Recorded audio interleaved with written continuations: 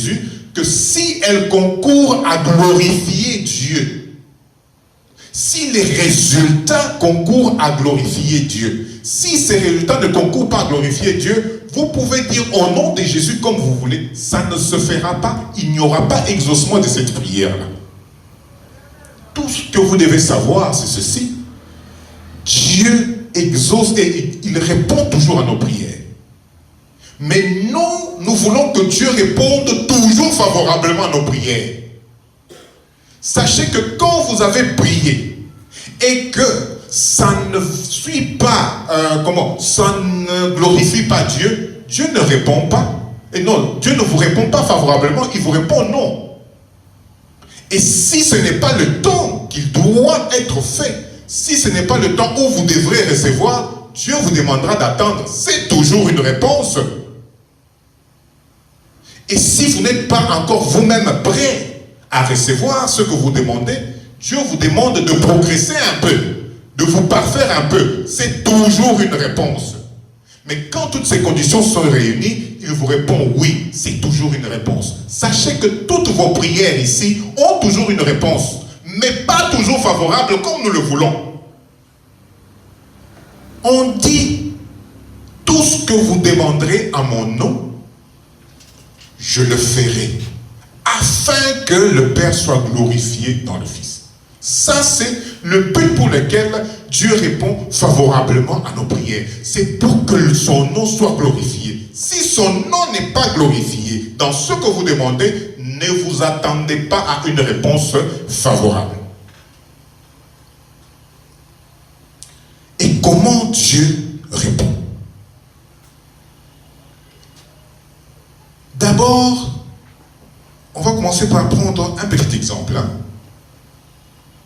Dieu a confiance en Christ. C'est le seul être en qui Dieu a confiance. Pourquoi? Parce que c'est son Fils bien-aimé. Il l'a envoyé pour nous, pour que par lui, nous soyons sauvés. Donc, l'œuvre de Christ, c'est la seule œuvre qui est parfaite.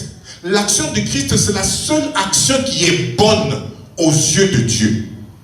Et si nous passons par Christ, Dieu voit la bonté de son Fils, voit la justice de son Fils en nous. Et c'est comme ça qu'il peut répondre. Donc nous ne pouvons pas nous présenter devant Dieu sans passer par ce canal-là. Nous ne pouvons pas aller chez Dieu et le rencontrer sans passer par Christ que lui-même agrée. Parce que nous ne pouvons pas être agréés devant Dieu. Nous péchons de toutes les manières. Nous pensons mal, nous voyons, nous entendons, nous touchons, nous parlons, nous faisons des actes. Tout cela entraîne toujours le mal que nous faisons. Tout cela exprime d'une certaine manière le mal que nous faisons de temps à autre. Mais Christ est parfait. Et comme il est parfait, Dieu aime ce qui est parfait. Et c'est par Christ, quand nous nous mettons en Christ, qu'il voit la justice de Christ et il nous agrée, nous. Donc vous ne pouvez pas aller à Dieu sans passer par Christ. C'est impossible. Parce que Dieu n'agrée pas devant lui la souillure, non. Et c'est comme ça qu'il a préparé Christ pour nous. Pour que nous qui croyons en lui, pour que quand vous allez croire en lui, qu'il vous voie par la justice de son Fils. Et comment il arrive à vous exaucer? Premièrement, comme on dit, Dieu, je donne encore un autre exemple de la banque, parce que là c'est un peu plus concret. Vous ne pouvez pas vous lever ce matin, ou bien vous ne pouvez pas vous lever un matin, vous allez à la banque, vous êtes dit, comme il y a de l'argent, je vais demander de l'argent, on va vous donner. On ne vous le donnera pas. On ne vous donnera pas, pourquoi? Parce que premièrement, la banque ne vous connaît pas. Comme la banque ne vous connaît pas, cela veut dire que vous n'avez pas un compte à la banque. Et pour ouvrir un compte, il y a certaines conditions qu'il faut remplir. Mais chez Dieu, nous pouvons dire que c'est notre grand banquier. Il a tout pour nous. Mais pour ouvrir un compte chez lui là-bas, nous n'arriverons pas à remplir les conditions qu'on lui donne. Le seul qui a su remplir ces conditions, c'est son Fils. Et comme Christ a rempli toutes les conditions, nous devons nous rechercher une relation avec Christ pour passer à cette banque-là. Aujourd'hui, si vous vous levez, vous dites non, je vais à la banque parce que j'ai vu que l'argent est entré, je vais demander, on ne vous le donnera pas tant que vous n'avez pas un compte là-bas. Mais on peut vous donner à quelles conditions?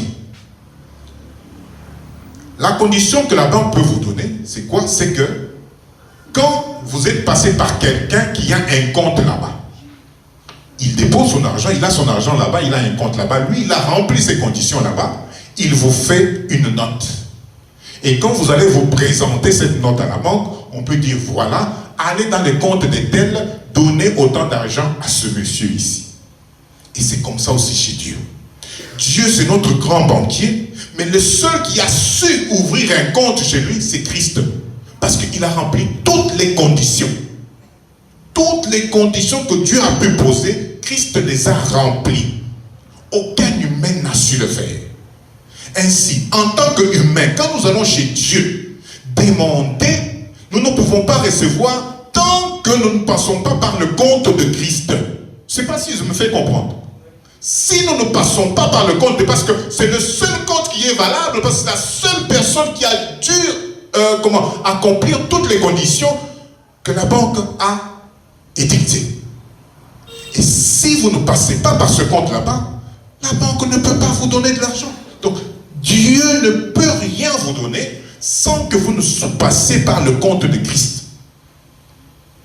Et c'est pourquoi la première condition pour que vous puissiez avoir quelque chose de Dieu, c'est d'avoir d'abord une relation avec Christ.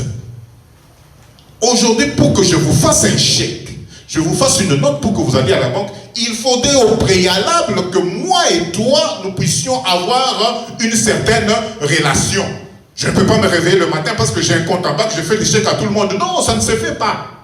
Il me faut une relation avec la personne qui détiendra le chèque que je vais émettre.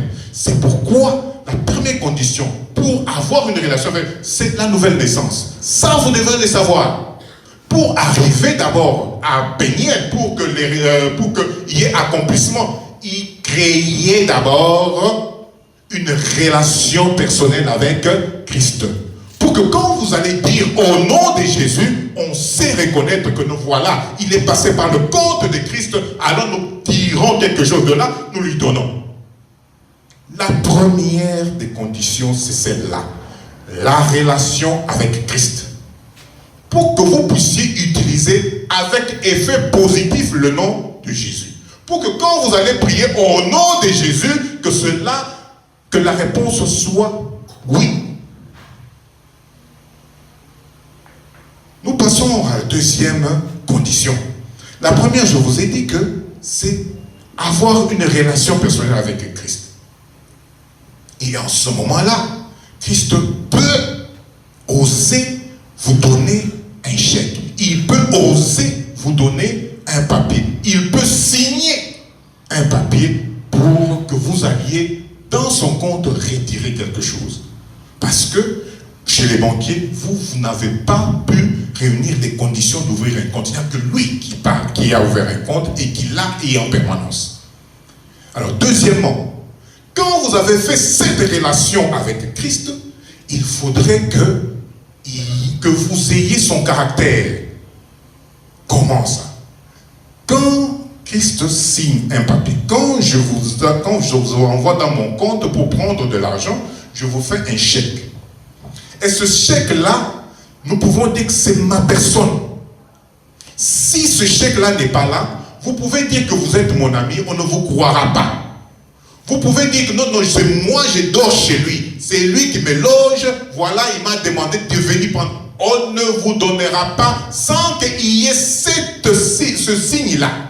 Sans qu'il y ait ce symbole-là qui prouve que c'est lui qui a écrit. C'est comme ça. Quand vous dites au nom de Jésus, ayez un signe sur vous qui prouve que vous êtes en relation avec lui. Et c'est quoi? Ayez son caractère. Parce que Jésus et Dieu ne peut pas vous reconnaître tant que vous ne faites pas la volonté de Christ. il ne vous reconnaîtra pas.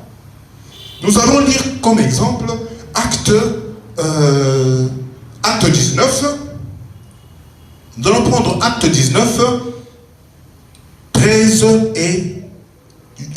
jusqu'à 16. Acte 19, j'y arrive.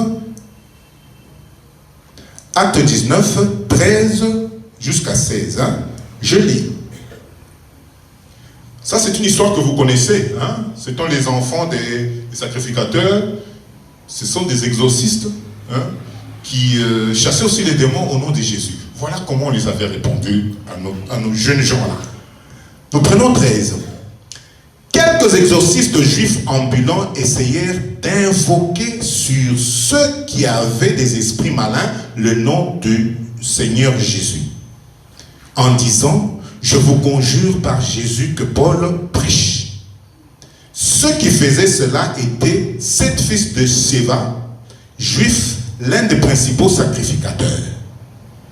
L'esprit malin leur répondit: je connais Jésus, et je sais qui est Paul, mais vous, qui êtes-vous? Et l'homme dans lequel était l'esprit malin s'élança sur eux, se rendit maître de tous deux, et les maltraita de telle sorte qu'ils s'enfuirent de cette maison nus et blessés. Voilà des gens qui ont prié au nom de Jésus. Ils n'ont pas obtenu la réponse favorable, mais au contraire, ils ont été maltraités. Ils ont été maltraités. Pourquoi? Regardez la réponse de l'esprit mauvais là-bas. Il dit: Jésus, je le connais. Vous dites que sors au nom de Jésus. Oui, nous acceptons. Jésus, je le connais. Paul que tu cites là-bas, nous le connaissons. Mais vous, vous êtes qui? Donc ce sont des gens qui n'ont pas eu de relation personnelle avec Christ, mais qui veulent agir en son nom. Ils veulent agir en son nom sans mandat. Il n'y a aucun signe sur eux, il n'y a rien dans eux qui prouve qu'ils sont les disciples de Christ. Et c'est comme ça aussi à la banque. Quand vous y allez, même si vous me connaissez comme vous voulez me connaître là, tant que vous n'avez pas un signe de moi, tant que vous n'avez pas un symbole de moi qui prouve que c'est moi qui vous envoie, on ne vous reçoit pas favorablement. Et d'ailleurs, on vous considère comme un voleur. Les vigiles qui sont à la banque, ils peuvent vous mettre à la porte. Tout ce qu'il y a comme policier là-bas, ils peuvent vous coffrer. Et c'est comme ça que nos amis ici, ils ont reçu une frappe. On les a battus. Pourquoi? Parce qu'ils ont pris des décisions au nom de Jésus qu'ils ne connaissaient pas, pour lesquels ils n'avaient pas de relation, avec lesquels ils n'avaient aucune relation. Et je retourne encore. Quand vous dites au nom de Jésus, il y a beaucoup de choses qui s'impliquent. D'abord, c'est la relation personnelle avec lui. Deuxièmement, vous devez revêtir son caractère, qui est le chèque qu'il vous a donné. C'est le signe que, voilà, j'ai connu Jésus, il m'a fait ça comme note. Mais vous vous comportez comme monsieur tout le monde, et vous voulez demander au nom de Jésus pour que Péniel ici puisse s'accomplir. Ça ne viendra pas. Vous pouvez dire au nom de Jésus, on va vous taper comme on a tapé nos amis ici. Donc, ne mettez pas comme une formule magique. Il ne faut pas dire non, non, j'ai prié au nom de Jésus. Non, ce n'est pas là. Eux, ils ont dit, nous vous chassons, nous vous conjurons au nom de Jésus que Paul prêche. Quittez. Il dit non, Jésus, nous le connaissons. Paul, nous le connaissons. Vous, vous êtes qui? Sans mandat, sans signe, sans caractère de Jésus, vous n'obtenez rien. De ce que vous faites comme prière, vous n'allez pas recevoir une réponse favorable. Tout simplement parce que vous ne reflétez pas le caractère de Jésus. Vous n'avez aucun signe sur vous qui montre que c'est Christ qui vous a envoyé. Et troisièmement, pour que votre prière au nom de Jésus soit acceptée et que la réponse soit favorable, il y a le respect. Vous devez respecter la volonté de Dieu, la volonté de Jésus. Vous ne pouvez pas prier contre la volonté de Jésus. Vous n'obtiendrez rien. Un chèque, quand celui qui émet un chèque, quand celui qui écrit les chèques là-bas, il écrit le montant qu'on doit vous donner. Il dit, voilà, allez chez mon banquier, prenez $50. Il écrit là $50. Vous ne pouvez pas arriver chez les banquiers. Vous présentez les chèques où c'est écrit $50 et vous dites, non, non, donnez-moi 100. Il ne vous le donnera pas. Il ne vous le donnera pas parce que ce n'est pas la volonté du propriétaire du banque. Le compte là, il n'est pas à vous. Quelqu'un vous a envoyé, il retirait quelque chose. Il a mis son vœu là-dessus. Voilà. Prenez ce signe ici. Cela montre que c'est moi. Je suis avec vous et on va vous donner ce que j'ai écrit ici. Mais vous, on vous donne ce signe-là. Vous arrivez là-bas, vous demandez ce qui n'est pas écrit là-bas. On ne vous le donnera jamais. Jamais du tout. Et c'est comme ça que beaucoup de nos prières ne sont pas exaucées, bien que nous les terminons par au nom de Jésus. Pourquoi? Nous demandons sans la volonté, nous demandons en dehors de la volonté de Jésus. Je répète encore. Dieu, quand il répond, quand vous priez au nom de Jésus, et que la réponse doit être favorable, c'est dans le sens où le nom de Dieu doit être glorifié. Et cela doit impliquer votre foi. Ça, c'est automatique. Maintenant, comment cela arrive? Premièrement, il faut avoir une relation personnelle avec Christ par la nouvelle naissance. Vous devez, c'est la condition, la toute première condition de commencer par citer son nom. C'est être d'abord en relation avec lui. Deuxièmement, vous devez revêtir son caractère. Et troisièmement, vous devez faire sa volonté. Si tout ça n'est pas là, on peut vous laisser 40 jours, 40 nuits. Au nom de Jésus, vous n'obtiendrez rien. Au contraire, on peut vous frapper. Comme ces enfants ici ont été frappés. Enlevez de votre tête que c'est une formule magique. Quand je dis sans effet au nom de Jésus, ça doit se faire comme ça. Non, non. Est-ce que Jésus vous connaît? Vous avez une relation personnelle avec lui? Point d'interrogation. Est-ce que vous faites et vous avez son caractère? Quand on parle de son caractère, c'est que vous faites ce qu'il vous demande de faire. Est-ce que vous suivez sa volonté? Il y a les fruits du Saint-Esprit. On dit, est-ce que vous les avez? Ce sont les caractères de Christ. Vous devez les avoir. Vous devez les avoir. Si vous ne les avez pas, je ne vois pas comment le Père va reconnaître son Fils en vous. Il ne reconnaîtra pas. Comme il ne reconnaît pas son Fils en vous, vous êtes un faussaire. Et c'est comme ça qu'il y a des gens qui se conduisent très mal, absolument très mal, mais comme il vient tout le temps à l'église, il prie aussi au nom de Jésus. Et quand il prie au nom de Jésus, Dieu voit comme des gens qui sont, on peut dire, dans des termes juridiques, on dit qu'ils font faux et usage de faux. Alors, je crois que c'est comme ça. Parce que ce qu'ils présentent, ce n'est pas ce qu'ils sont. Et Christ n'a pas signé lui-même sa note.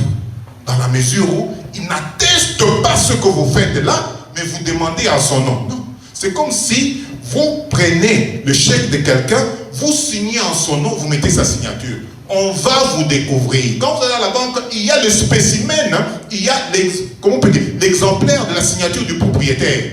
On sait comparer. Non, non. Ici, il manque un petit point. Donc, ce n'est pas lui qui a signé. Toi, tu as imité sa signature, tu es un faussaire. Et c'est comme ça que toutes nos prières, dans la plupart des cas, ce sont des prières des faussaires.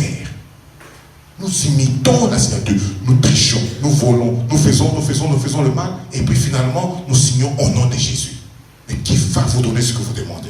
Avec une fausse signature. Parce qu'aucun caractère de Jésus n'est vu en vous. Aucun caractère de Jésus n'est vu en vous.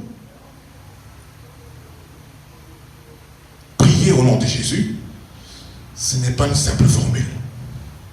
Et vous allez vous remarquer que c'est toute une vie. Quand je dis je prie au nom de Jésus, c'est toute votre vie. Si vous pensez que c'est en prononçant le nom de Jésus que vous aurez un gain de cause, vous vous trompez. C'est toute une vie. On doit vous voir. Vous êtes en relation avec Christ, vous vivez comme Christ et vous respectez sa volonté. En ce moment-là, quand vous dites au nom de Jésus, il exécute. Ou sinon, on va vous demander, Jésus là, je le connais. Mais vous êtes qui? Vous êtes qui? Il ne faudrait pas que Dieu nous pose constamment ces questions-là. Il ne faudrait pas que Dieu nous pose constamment ces questions-là. Vous êtes qui? Oh, moi, c'est moi qui balaye ta maison tous les jours, tous les jours. Oui, je sais, mais tu es qui? Réfléchissez d'abord. Vous commencez d'abord par avoir la relation personnelle avec le Christ. Deuxièmement, vous reflétez son caractère. Et troisièmement, vous faites sa volonté. En ce moment-là, ce que vous demandez, c'est dans la volonté du Christ. Et Dieu va exaucer. Et quand Dieu exauce, c'est pour qu'il soit glorifié. Je vous donne un exemple. Vous pouvez avoir besoin des chaussures, mais dans votre parcours, vous avez eu un accident qui a fait que les pieds soient coupés. Mais quand vous voyez les modèles des chaussures, ça vous plaît. Et vous allez prier Dieu. Dieu, donne-moi les chaussures. Mais il va vous les donner. Pourquoi? Vous les mettre où? C'est parmi les mauvaises prières que nous faisons. Parce que nous ne respectons pas la volonté. Tu es sans pieds, mais tu veux mettre des chaussures. Tu vas les mettre comment? Donc il y a des prières que nous faisons, des prières insensées. Simplement pourquoi? Parce que nous ne sommes pas dans la volonté de Jésus. Parce que quand vous êtes dans la volonté de Jésus, vous dites ce que Jésus veut de vous. Vous demandez ce que lui il a programmé pour vous et ça s'accomplit immédiatement. Voilà, je crois que je peux terminer par ici. Pour laisser un peu le temps au débat, comme on est habitué pour ce genre d'activité mercredi. Que mon Dieu vous bénisse.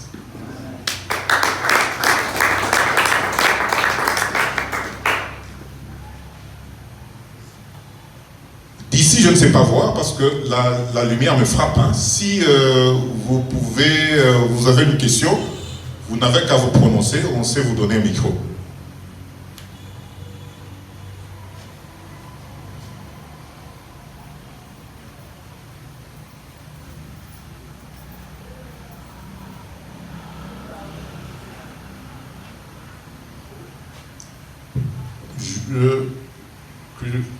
N'ayez pas honte, hein, vous pouvez parler dans n'importe quelle langue. Hein. Donc, on est assez nombreux, on va vous interpréter, on va se comprendre.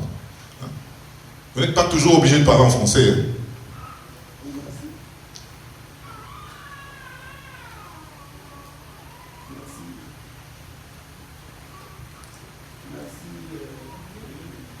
Hein. Merci de m'avoir accordé la parole. J'aimerais aussi savoir, par rapport à la prière de l'Ancien Testament, lorsque Daniel priait, malheureusement le verset là m'a échappé, je l'ai cherché. On dit que lorsque Daniel priait, il est arrivé à un moment donné où sa prière était suspendue. Est-ce que Daniel a prié par le nom de Jésus ou bien par le nom de Dieu? Et comment ça fait-il que Daniel priait? La réponse était déjà sortie, sa prière était suspendue. Voulez-vous aussi vous expliquer là? Bon, ce que vous devez savoir en premier lieu, c'est quoi? C'est que avant que Jésus ne vienne, il y avait quelque chose, comme on peut appeler ça un palliatif. Un palliatif, c'est quoi? C'est que quand vous n'avez pas encore la meilleure chose, quand vous n'avez pas encore la bonne chose, quand vous n'avez pas encore la chose correcte, on vous donne quelque chose qui peut boucher les trous. Vous comprenez? Et c'est comme ça que, dans l'Ancien Testament, ce qu'il faisait, c'est avec quelque chose qui pouvait boucher les trous. Ce n'était pas quelque chose de parfait. C'est pourquoi on dit que c'était l'ombre des choses à venir. Vous comprenez? Le meilleur sacrifice a été fait par Christ. Tous les sacrifices qu'on a fait avant, pour rémission des péchés et tout ça, ce n'était que l'ombre des choses à venir. Ce n'était que des palliatifs. C'est ainsi que Daniel était dans cet ordre-là. Dieu n'avait pas prévu que Christ vienne à ce moment-là. Mais il allait laisser les gens comme ça. Il allait les laisser comme ça. Non. Il a trouvé une formule. C'est pourquoi il y a eu toutes ces cérémonies là-bas, temple, vous faites comment on peut dire? Il y a une série de lois qui faisaient que au moins les gens pouvaient vivre en harmonie avec Dieu en suivant ces lois-là.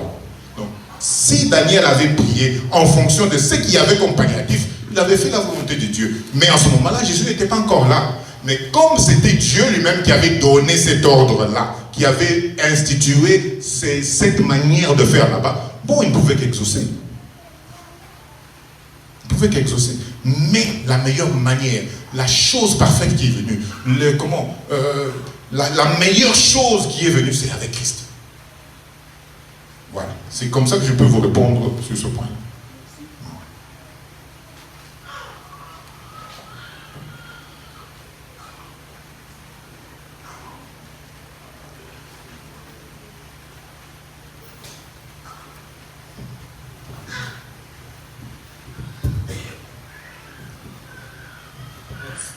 Merci de m'avoir accordé la parole.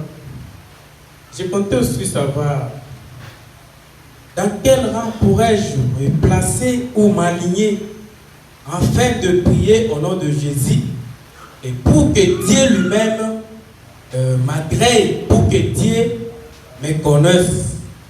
Dans quel rang pourrais-je me placer ou m'aligner afin que Dieu me connaisse, afin que je commence à prier maintenant avec précision au nom de Jésus.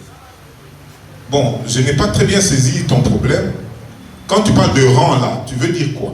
Je disais, dans quelle classe, dans d'autres termes, ou soit quelle attitude pourrais-je pour avoir? Bon, d'emblée, sans réfléchir, j'ai dit que c'est dans la classe des chrétiens. C'est tout. Sans réfléchir. C'est dans la classe des chrétiens. Si tu te passes dans la classe de chrétiens, en ce moment-là, Dieu va exaucer ta prière. Voilà comment être chrétien. Premièrement, c'est donner sa vie à Christ. Vous comprenez ça? Vous donnez votre vie à Christ, vous commencez les premiers pas. Et vous l'acceptez comme sauveur, et vous l'acceptez comme Seigneur et Sauveur. En ce moment-là, le premier pas est franchi. Et puis, vous décidez de vivre selon ses prescriptions. Donc, ce n'est pas parce que vous avez donné la vie à Christ, votre vie à Christ, ce n'est pas parce que vous avez accepté Christ comme Seigneur et Sauveur qu'on vous donne la licence de faire tout parce que Christ est grâce. Non, vous devez vivre selon ses prescriptions et refléter en vous le caractère de Christ. Faire comme Pierre, qu'on découvrait, non, celui-ci, il parle comme Jésus. Donc, il était avec lui. Il faudrait que quand on vous voit vivre, on dit non, celui-ci, au moins il respecte la parole de Dieu. Et troisièmement, vous devez faire sa volonté. Vous devez faire la volonté de Christ. Oui, c'est par là que je voulais aussi savoir comment maintenant refléter maintenant le caractère de Jésus. C'est tout à fait simple. Quand vous donnez votre vie à Christ, le reste, c'est Dieu qui prend en charge. Le Saint-Esprit est là. On ne vous demande pas d'autres efforts. Laissez le Saint-Esprit agir parce que c'est lui qui vient vous transformer. Vous voyez, avant que Jésus ne parte, il a prêché, n'est-ce pas? Il a prêché. Et qu'est-ce qu'il a dit à ses disciples? Restez ici. Avant, les pierres avaient peur. Avant, les gens tremblaient quand... Mais, quand il a dit restez ici jusqu'à ce que je vous envoie le consolateur, l'Esprit Saint, il viendra sur vous. Et vous ferez des œuvres plus grandes que celles que je fais. Vous comprenez? Christ a exécuté cette promesse-là.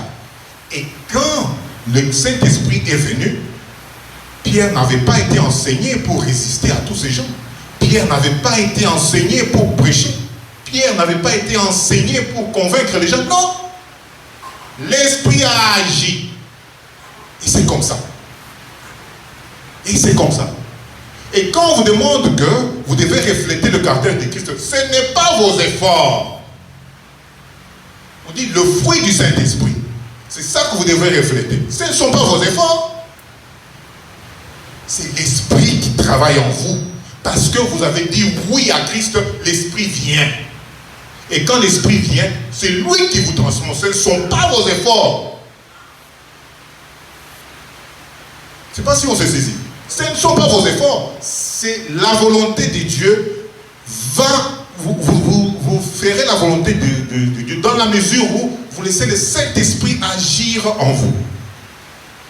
Et je sais que le jour où vous avez dit oui à Jésus et que vous l'avez considéré comme Seigneur et Sauveur, le Saint-Esprit a commencé à agir en vous. Ce n'est pas du tic au tac que tous vos mauvais caractères, non. Mais son action est continuelle. Elle est continuelle, ça vous transforme. Vous avez les dégoûts de voler. Vous avez les dégoûts de mentir. Ce ne sont pas vos efforts. Je ne sais pas si on s'est saisi. Voilà. Ok, merci beaucoup pour la parole. Sauf que j'aimerais poser une petite question et j'ai une grande difficulté. La question est de savoir, est-ce qu'il y a une seule manière de prier au nom de Jésus, soit il y a plusieurs manières? Je vais m'expliquer. Du fait qu'il y a certaines religions, même pas certaines religions, certaines églises, quand il y a un problème de prière, vous allez vous trouver, au lieu même de vous imposer la main pour prier au nom de Jésus, ils vous disent, au lieu de tout faire tout ça, prends même juste quelque chose, prends même dans le fait là, tu te jettes et c'est fini. Soit tu peux appliquer n'importe quelle cérémonie, on applique n'importe quelle cérémonie pour que si c'est une maladie, si c'est une situation, ça disparaît à partir de cela. Alors je ne sais pas si c'est aussi une manière de prier au nom de Jésus, mais quand vous entrez dedans, vous trouverez que ce sont toujours des chrétiens. C'est ce que je vais juste dire. Bon, d'abord, je commence par votre dernière considération. Être chrétien, ce n'est pas dire aller à l'église, non. Parce qu'il y a parmi nous des sorciers, n'est-ce pas? Ah, donc, aller à l'église ne signifie pas être chrétien. Donc ça, il faut déjà enlever. Je vous ai dit tout au début que ce n'est pas de la magie. Vous comprenez, hein? Il y a un processus. Et c'est le seul processus que Dieu a créé. Dieu ne peut pas vous reconnaître comme son enfant tant que vous n'avez pas donné vous-même votre vie à Christ. Non. Vous ne vous êtes pas encore converti. On vous dit que pour que vous puissiez peut-être avoir ce que vous cherchez là-bas, jetez-vous dans le feu. Vous allez vous brûler. Vous allez vous brûler. Et vous pouvez lire toute la Bible ici. Il n'y a pas un endroit où Jésus a demandé aux gens de faire ça. Il n'y en a pas. Qu'est-ce qu'il a dit? Demandez en mon nom et je vais le faire. C'est ce que nous venons d'expliquer ici. Donc, au nom de Jésus, ce n'est pas de la magie. Vous devez, premièrement, je répète encore, avoir une relation personnelle avec Christ. Avoir une relation personnelle avec Christ, c'est lui avoir donné sa vie. Vous vous êtes converti. Donc vous étiez noir, vous êtes devenu blanc. Et cela avec l'action du Saint-Esprit, comme je venais d'expliquer à Papa Bello, que c'est le Saint-Esprit qui continue à travailler en vous quand vous avez accepté Christ. C'est le Christ qui vous transforme. Et quand il vous a transformé là-bas, il vous rend libre. Ça, vous devez le savoir. Hein? Vous connaîtrez la vérité vous affranchira. Donc, on ne peut pas vous tromper que non, allez dans l'eau 50 fois, allez dans le feu 3 fois, marchez pieds nus pour que vous puissiez être exaucé. C'est faux. C'est faux. Faites ce que Christ vous demande de faire. C'est quoi? C'est refléter son caractère et faire sa volonté. L'affaire est finie. Et quand vous allez demander au nom de Jésus, Dieu dans les cieux va exaucer. Pourquoi? Parce que tout ce qui est fait avec la volonté de Jésus glorifie Dieu. Les magiciens, pourquoi on ne dit pas qu'ils sont pas, pourquoi nous disons qu'ils ne sont pas bons? Parce qu'ils ne font jamais selon la volonté de Dieu. Non. Quelqu'un, il vient. On sait que c'est un mauvais. c'est un tueur de tous les temps. Il va faire des fétiches. Prenons un exemple comme ça. Il va faire des fétiches. Il va dire aux féticheurs, non, fais en sorte que ce que j'ai fait ici ne soit pas vu, ne soit pas considéré. Est-ce que ça c'est la volonté de Dieu? Ce n'est pas la volonté de Dieu. Et quand vous ne faites pas la volonté de Dieu, ce que vous allez faire là-bas, ce sera toujours un mensonge qui va continuer à être fait. Même celui-là qui est votre féticheur, il va toujours vous mentir parce qu'un jour, on finira toujours par découvrir. Il n'y a pas de vérité qui reste cachée tout le temps. Non. Le mensonge ne reste pas caché tout le temps. Non, il y a un moment où ça finit. Vous comprenez? Il y a toujours un moment où ça finit. La seule manière pour que tes prières soient exaucées, sois un bon chrétien. Un bon chrétien, c'est qui? C'est lui qui s'est converti et qui a laissé le Saint-Esprit agir en lui, qui lui a donné le caractère de Christ et qui lui donne aussi la force de faire la volonté de Christ. C'est fini. C'est tout. Tout ce que vous voyez, oh, nous sommes chrétiens, mais vous faites passer par le feu. Nous sommes chrétiens pour qu'on se sente bien, buvons de l'eau. Tout ça, ce sont des cérémoniales inutiles. Parce que Christ, pour certaines maladies, il a dit, va, ta foi t'a sauvé. L'affaire est finie. L'affaire est finie. Et quand vous remarquez, vous allez remarquer que dans la Bible, Dieu et Christ n'a pas guéri de la même manière tout le monde. Non. Mais quand vous allez dans vos histoires là, c'est de la même manière. Donc on dit que pour que vous vous sentiez bien, il faut passer par le feu. Ils allument le feu et ils chantent et ils passent par le feu et c'est comme ça. Non. Christ, à chacun, il a fait ce qu'il voulait. Pour vous dire qu'il n'y a pas de méthode comme ça. Non, c'est la foi et puis c'est votre manière de vous comporter et c'est votre manière de refléter le caractère d'estime qui fait que Dieu exauce vos prières. C'est tout. Je crois qu'on s'est saisi là-bas. Ou bien j'étais assez compliqué. Voilà, ça va. Donc il n'y a pas 50 manières. Il n'y a pas 50 manières. C'est la seule manière. Accepter Christ, refléter son caractère et faire sa volonté. Vous pouvez donner...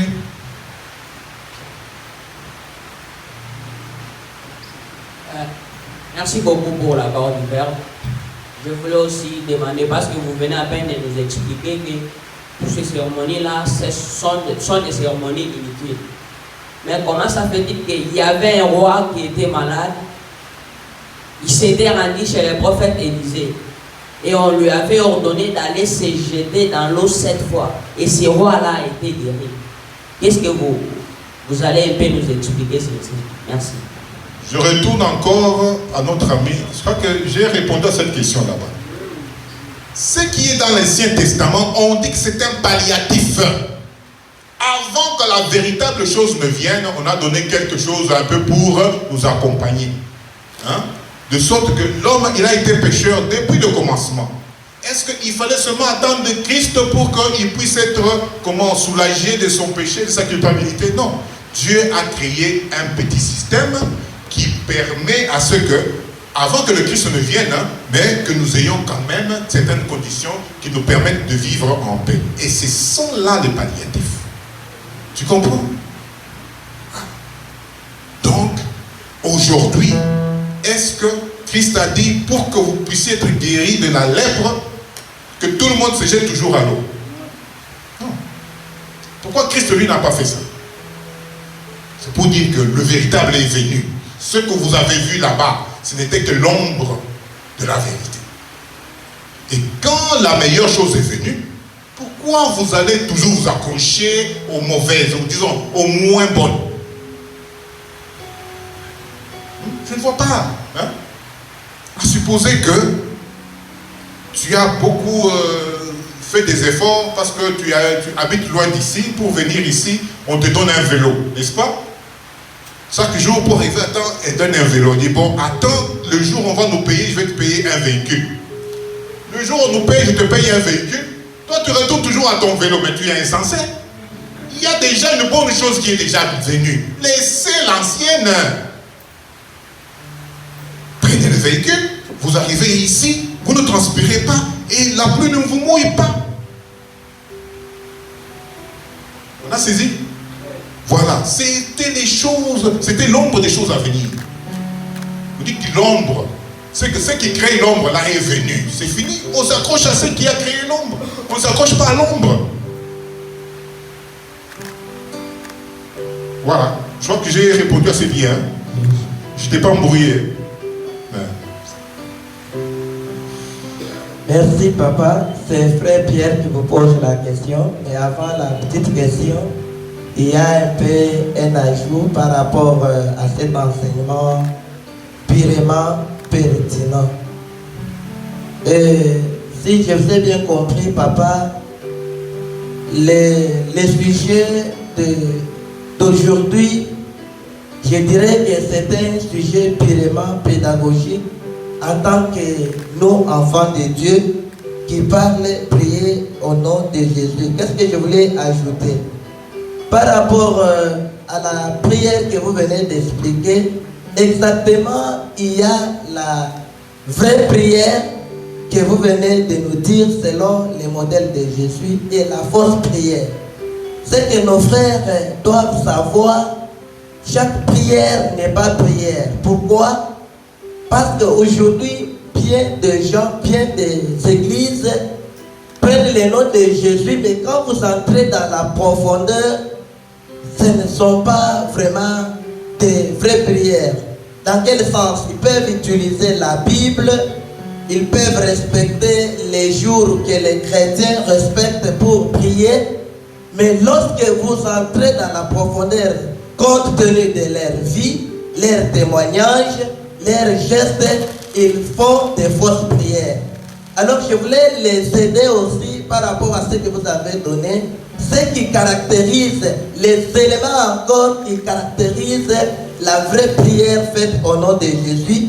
La première des choses, cette prière est manifestée par la demande sincère. Cette demande, quand vous la demandez, ça ne sert à rien d'utiliser la bougie, utiliser les requiem ou les rédites, mais on utilise la parole que Christ nous a laissée. Et lorsque nous utilisons cette parole, il est écrit, il a dit, parce que cette parole a une puissance. Là, vous retombez dans la vraie prière faite au nom de Jésus. Parcourez dans la Bible, on a fait beaucoup d'analyses, vous allez trouver qu'il y a 3000 sujets de prière faites au nom de Jésus.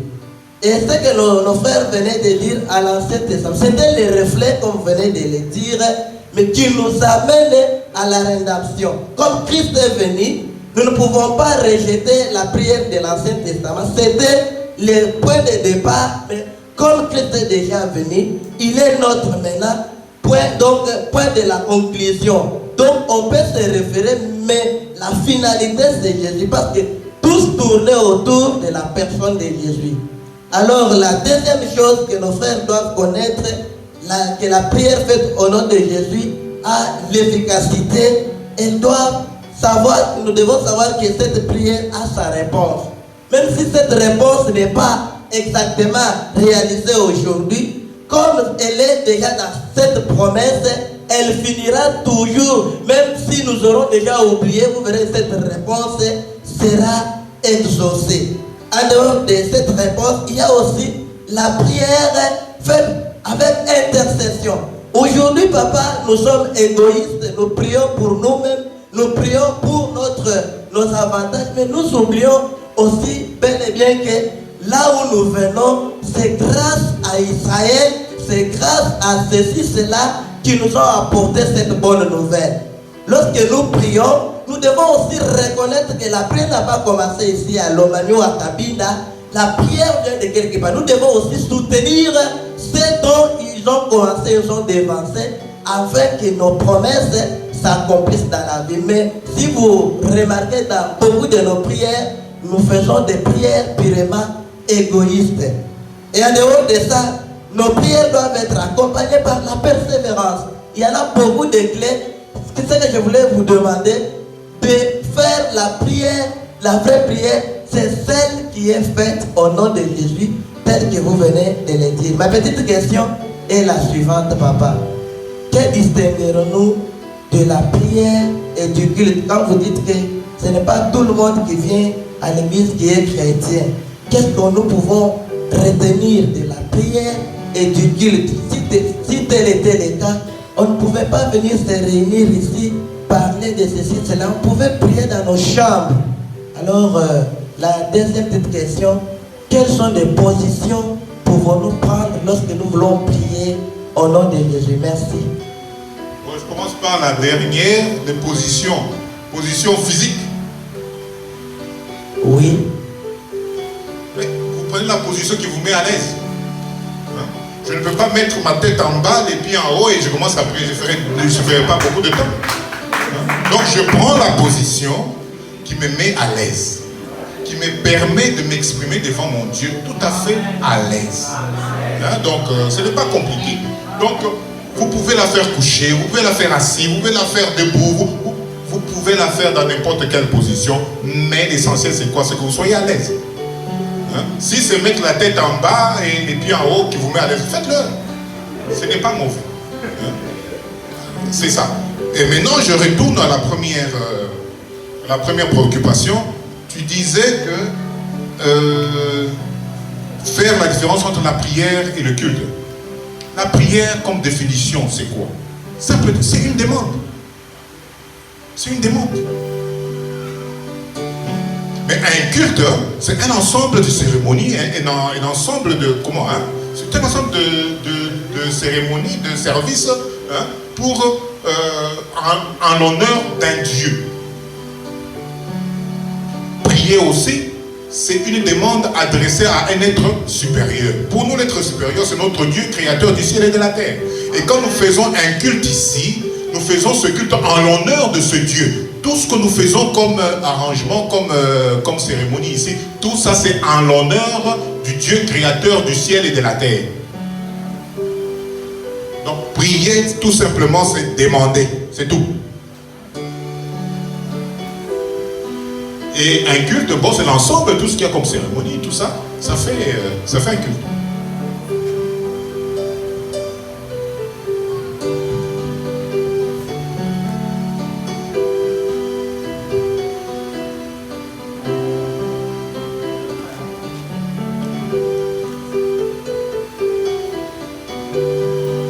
Voilà, c'est fini? Voilà. Bon. Je crois que je vais récapituler. C'est pas grand chose que j'ai dit, mais au moins c'est quand même important. Je dis que prier au nom de Jésus, nous avons dit que d'abord, cette formule là-bas, ce n'est pas de la magie. On ne fait pas une formule magique. Hein? Ce n'est pas une formule de politesse, parce qu'on doit finir nécessairement par au nom de Jésus. Hein? Ou bien c'est prononcer seulement le nom de Jésus qui fait que la prière soit exaucée. Et nous prions. L'exaucement d'une prière, la prière à laquelle on répond positive, c'est celle qui donne gloire à Dieu. Et pour y arriver, il faut avoir d'abord une relation personnelle avec Jésus, qui est il faut le prendre comme sauveur et Seigneur.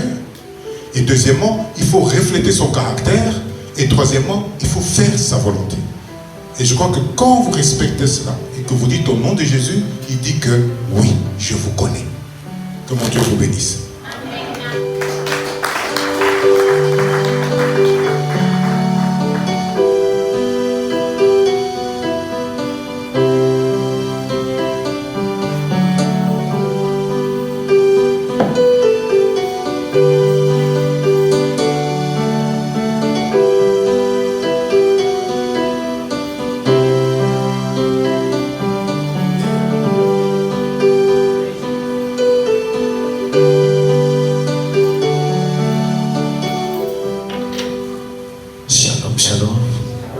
On peut applaudir pour cette exhortation de ce soir.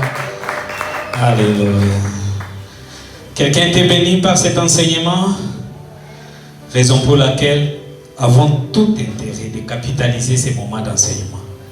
C'est pourquoi je m'inscris en mobilisateur pour que le mercredi prochain, nous puissions répondre de la manière que nous avons répondu aujourd'hui. C'est en pareil genre d'enseignement que nous ne pouvons que nous accroître sur les plans spirituels. Shalom.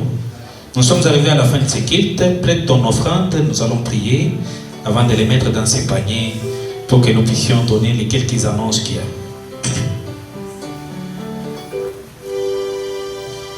Tu vas prier, tu vas recommander cette offrande-là dans les mains de Dieu, qui lui seul se souvienne de là que vous l'avez puisé pour qu'il puisse remettre quelque chose autre. Est-ce que tu peux lever ta voix, tu peux prier ce soir?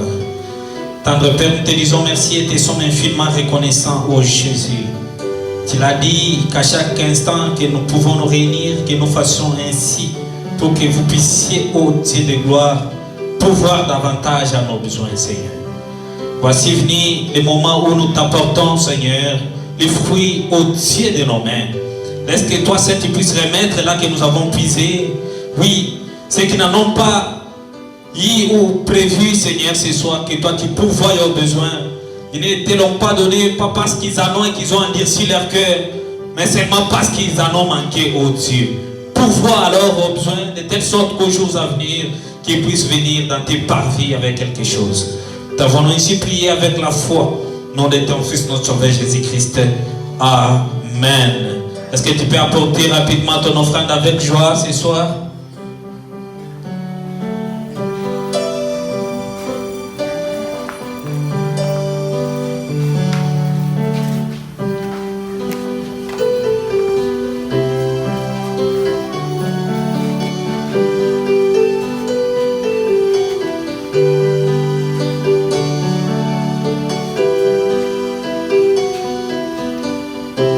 Shalom. Aujourd'hui nous sommes mercredi, demain sera jeudi, il y aura la réunion des mamans comme par accoutumance. Et le seul communiqué que nous avons ici est que on nous apprend que Papa Zico est éprouvé et les deuils s'observent chez lui à la maison. Si vous n'aviez pas encore lu la nouvelle, vous l'avez maintenant.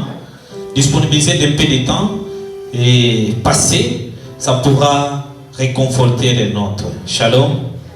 Et s'il y a quelqu'un qui a une information de surcroît, il peut nous la donner. Une nouvelle de deuil, de naissance.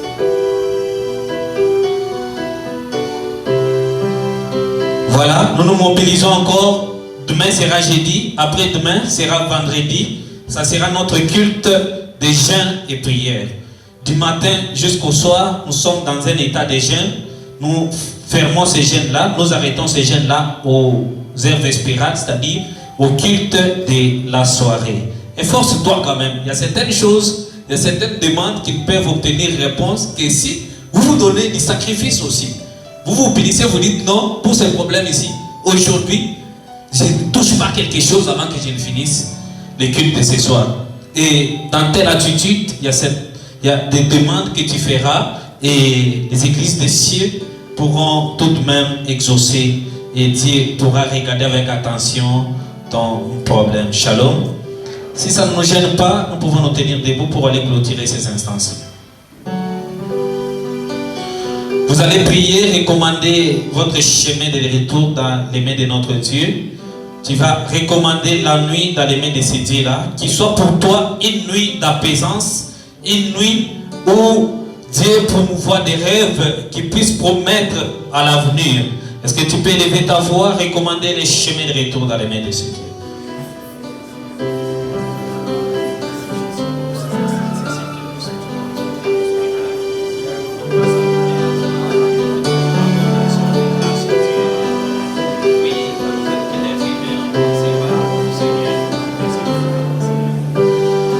Tendre Père, nous te disons merci et te sommes infiniment reconnaissants pour ces instances vespérales, oh Dieu. Dans nos calculs d'être humains, on ne pensait pas, avec les conditions aussi atmosphériques, on ne croyait pas, oh Jésus, qu'on pouvait monter dans ces parties, Seigneur. Mais dans tes calculs d'être Dieu, tu l'as pourvu, tu l'as concrétisé, Seigneur. Merci pour tout ce que tu as fait ce soir. Merci pour cet enseignement. Combien louable ce soir, oh Dieu. Laisse que chacun d'entre nous qui a foulé ses pas de pied puisse bénéficier de ces enseignements et qu'il puisse les rendre dans une praticabilité forte, oh Dieu.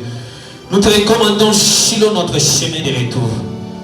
Laisse que cette parole qui dit tout pied qui marchera pour ta bonne nouvelle mérite une bénédiction puisse être bénéfique pour la part de mon frère et pour la part de ma sœur qui a fléchi ses pieds dans ces cadres ce soir, Seigneur. Accepte d'accompagner chacun d'entre nous. Laisse que nous puissions te dédier la nuit, que tout ce que nous aurons à voir comme rêve soit des rêves qui puissent nous encourager à la vie. Éloigne de nous des cauchemars, des flèches sataniques, tout ce qui puisse penser de manière négative nos cœurs, oh Dieu. Nous les rendons les sans effet dans le nom puissant de Jésus. Sois notre Dieu, maintenant et à jamais. Quand nous nous réveillerons encore avec mon frère, avec ma sœur, dans les rendez-vous prochains, nous rendrons encore une fois de plus gloire et hommage à ton Seigneur. Nous t'avons ainsi prié avec la foi.